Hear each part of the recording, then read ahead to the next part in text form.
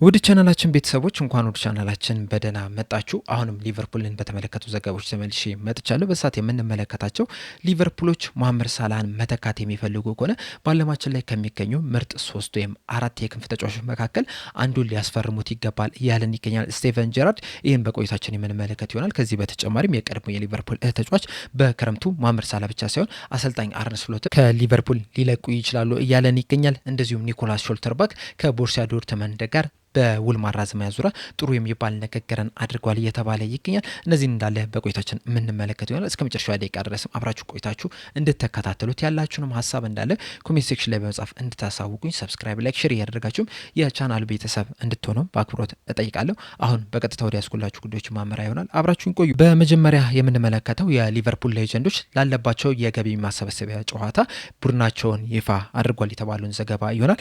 እንደሚታወቀው ማርች 28 ወይም ደግሞ ቅዳሜ ሊቨርፑል ሌጀንዶች ከቦሩሲያ ዶርትመንድ ሌጀንዶች ጋር የገቢ ማሰባሰቢያ ጨዋታ የሚያደርጉ ይሆናል።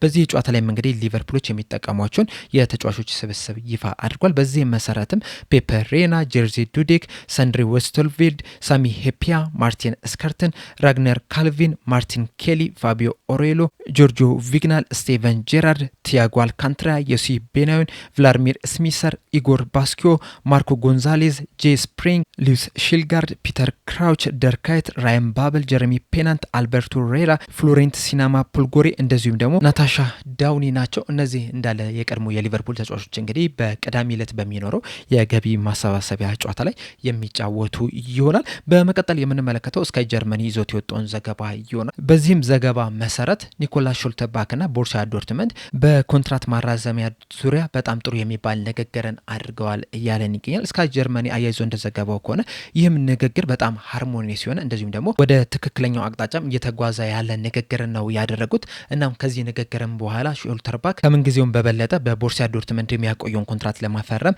ተቃርቧል እያለን ይገኛል። ነገር ግን ደግሞ እስካሁን ድረስ ምንም አይነት የተፈረመ ስምምነት የለም። ነገር ግን ቦሩሲያ ዶርትመንዶች ኮንትራቱ እንደሚፈረም የበለጠ ኮንፊደንሳቸው እየጨመረ የራስ መተማመናቸው እየጨመረ እየሄደ ነው እየተባለ ይገኛል። በዚህ ስምምነት መሰረት እንግዲህ ኒኮላስ ሾልተርባክ አዲስ የተሻሻለ ሳምንታዊ ደሞዝ የሚቀርብለት ይሆናል። ከዛ በተጨማሪም ደግሞ በስምምነታቸውም ላይ የውል ማፍረሻም ይቀመጣል ተብሏል። ነገር ግን ደግሞ ይህ የውል ማፍረሻ ምን ያህል ነው፣ እንደዚሁስ መቼ ነው አክቲቬት የሚሆነው የሚለው ነገር እስካሁን ድረስ እንዳልታወቀ ነው እየተነገረ የሚገኘው። እንደሚታወቀው ደግሞ ሾልተርባክ በቦሩሲያ ዶርትመንድ እስከ 2027 ድረስ የሚያቆይ ኮንትራት አለውና ዶርትመንዶችም እንግዲህ በሁለት ምክንያቶች የሾልተርባክን ኮንትራት ለማራዘም ከፍተኛ ጥረት እያደረጉ ነው የሚገኙት። አንደኛም ከ2027 የበለጠ በዛው እንዲቆይላቸው ነው። ሁለተኛም ደግሞ በቀጣይ የክረምቱ ዝውውር መስኮት እንግዲህ የሚወጣ ከሆነ በቅናሽ ዋጋ ነው ሊወጣ የሚችለው። ምክንያቱም በቦሩሲያ ዶርትመንድ የሚያቆየው የኮንትራት ጊዜ 1 ዓመት ብቻ ነው የሚቀረውና ባነሰ ሂሳብ ይህንን ምርጥ ተጫዋች ላለማጣትም ነው ይህንን ኮንትራት እያራዘሙለት የሚገኙትና የዛ የውል ማፍረሻ መቀመጥን እንግዲህ ዋነኛ ምክንያቱ ይሄ ሊሆን ይችላል ተብሎ ነው የሚጠበቀው።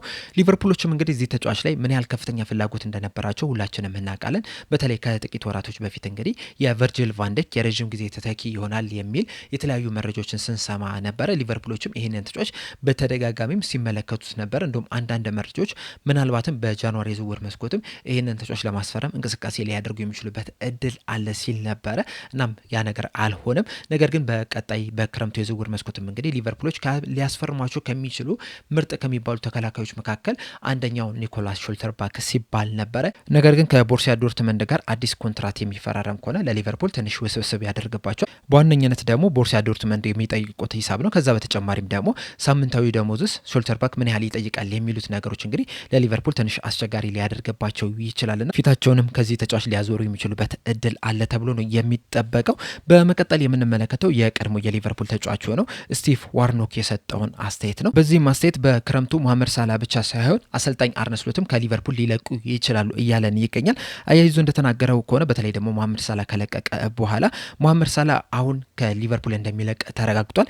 በዚህ ሰዓትስ በሊቨርፑል ስኳድ ውስጥ መሐመድ ሳላህን ሊተካ የሚችል ተጫዋች አለ ወይ ብለን ስንጠይቅ መልሱ የሚሆነው በእርግጠኝነት የለም ነው። ስለዚህ አሰልጣኝ አርነ ስሎት ለቀጣይ ሲዝን በአሰልጣኝነታቸው ቢቀጥሉም እንደዚሁም ሊቨርፑሎች አዲስ አሰልጣኝም ቢቀጥሩም ለዛ ለሙሐመድ ሳላ ተተኪ የሚሆን ምርጥ ተጫዋች የግድ ማምጣት መቻል አለባቸው። ከዚህ በተጨማሪም ግን ምናልባት አከራካሪ ሊሆን ይችላል። ነገር ግን ደግሞ ሊቨርፑሎች በሻምፒየንስ ሊግ በፒኤስጂ ተሸንፈው የሚወጡ ከሆነ እንደዚሁም በኤፍኤ ካፕም ከማንቸስተር ሲቲ ጋር ያላቸውን ጨዋታ ሳያሸንፉ ቀርተው ወደ ቀጣይ ዙር የማያልፉ ከሆነ በቀጣይ ሊቨርፑሎች በክረምቱ የሙሐመድ ሳላን ተተኪ ብቻ ሳይሆን የሚፈልጉት የአሰልጣኝ አርነ ስሎትንም ተተኪ ሌላ አሰልጣኝ መፈለጋቸው አይቀርም የሚል አስተያየትን ሰጥቷልና አሰልጣኙ በዚህ ሰዓት በጣም ከባድ የሚባል ጫና ውስጥ ነው የሚገኙት። ምክንያቱም ሊቨርፑሎች ለመፎካከር ብቻ አይደለም የሚጫወቱት ዋንጫ ለማንሳትም ጭምር ነው የሚፎካከሩትና ምንም አይነት ዋንጫ የማታሳካ ከሆነ እንደዚሁም ደግሞ መጥፎ የሚባል እንቅስቃሴን የምታደርገው ከሆነ ምንጊዜም ጫና ውስጥ መግባት አይቀርም። ስለዚህ አሰልጣኝ አርነ ስሎት በዚህ ሰዓት በጣም ከባድ የሚባል ጫና ውስጥ ናቸው የሚል አስተያየቱን ሰጥቷል። በመቀጠል የምንመለከተው ስቲቨን ጄራርድ የሰጠውን አስተያየት ይሆናል።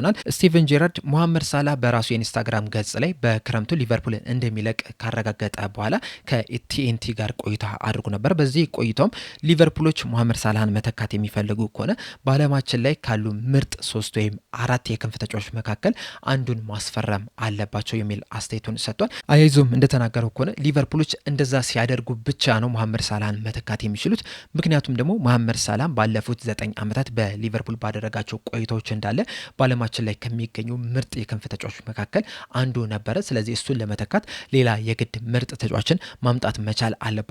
ካልሆነ ግን ሙሐመድ ሳላህን ተክተዋል ማለት አንችልም የሚል አስተያየቱን ሰጥቷል። በተጨማሪም በሰጠው አስተያየት በዚህ ሰዓት ሙሐመድ ሳላህን ለመተካት ወጣት ተጫዋች ማምጣት ያለባቸው ከዚህ ቀደም የታየ ራሱን በደንብ ማሳየት የቻለ ፕሩቭ ማድረግ የቻለ በጣም ምርጥ ተጫዋች መሆኑን በሌላ ክለብ ያሳየ ተጫዋች ነው ማምጣት መቻል ያለባቸው። እናም ለኔ ሙሐመድ ሳላህን ለመተካት የግድ የባየር ሙኒክ ተጫዋች የሆነውን ኦሊሴን ማምጣት አለባቸው ብዬ አስባለሁ። ምክንያቱም ኦሊሴ በፕሪሚየር ሊጉ ከክሪስታል ፓላስ ጋር ምን ያህል ጎበዝ ተጫዋች እንደነበረ ማሳየት ይችላል። እንደዚሁም ወደ ባየር ሙኒክ ካቀና በኋላ ደግሞ በጣም ምርጥ ተጫዋች እንደሆነ በዓለማችን ላይ በዚህ ሰዓት ከሚገኙ ምርጥ የክንፍ ተጫዋች መካከል አንዱ እንደሆነ ማሳየት ይችላል። ስለዚህ ሊቨርፑሎች ሙሐመድ ሳላህን ለመተካት ኦሊሴን የግድ ማምጣት መቻል አለባቸው።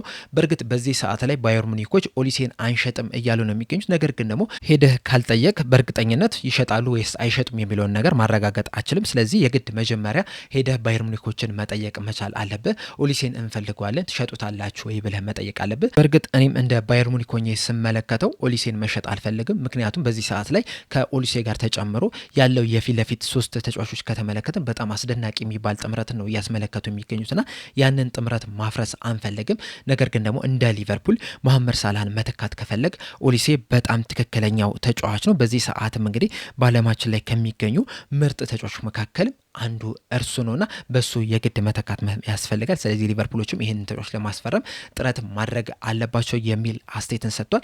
ሊቨርፑሎች እንግዲህ የተለያዩ ተጫዋቾችን እየተመለከቱ ነው የሚገኙት። ከሚመለከቷቸው ተጫዋቾች መካከል ደግሞ አንደኛው ማይክል ኦሊሴ ነው። እንዲሁም በቅርቡም እንደነገርኳችሁ የማይክል ኦሊሴ ቤተሰቦችም ሊቨርፑል ከብራይተን ጋር ባደረጉት የፕሪሚየር ሊግ ጨዋታ ላይ ተገኝተው መመልከት እችለው ነበርና ምናልባትም እንግዲህ ቀጥተኛ ያልሆነ በተዘዋዋሪ መንገድም ንግግሮችም አድርገው ሊሆን ይችላል። ሊቨርፑሎችም ኦሊሴ ላይ ያላቸውንም ፍላጎት ለቤተሰቦችም ለተወካዮችም በግልጽ አስረድተውም ሊሆን ይችላል። የምናውቀው ነገር የለም። በተለይ ደግሞ ትናንትናም እንደነገርኳችሁ በሊቨርፑልና በሙሐመድ ሳላህ መካከል ውሉን በማፍረስ ዙሪያ ከዲሴምበር ወር ጀምሮ ነበር ንግግር ሲያደርጉ የነበሩት የሚሉ መረጃዎችን እየተመለከትን ነውና ሊቨርፑሎች ሙሐመድ ሳላህ በክረምቱ መውጣት እንደሚፈልግ ቀድሞ የሚያውቁት ነገር ስለነበረ እንግዲህ ምናልባትም አንዳንድ ንግግሮችንም እስካሁን ድረስ አድርገው ሊሆን ይችላል ብዬ ነው የምገምተውና ከነዚህ ካነጋገሯቸው ተጫዋቾች መካከል ደግሞ አንደኛው ኦሊሴ ይሆናል የሚል ግምት ነው ያለኝ። ስለዚህ ምናልባትም በክረምቱ የዝውውር መስኮት የባየር ሙኒክን በር ሊያንኳኩ የሚችሉበት እድል አለ። ነገር ግን የኦሊሴ ዝውውር የማይሳካ ከሆነ ግን ሌሎች ምርጥ ተጫዋቾችን ወደ ሊቨርፑል ማምጣታቸው አይቀርም ተብሎ ነው የሚጠበቀው።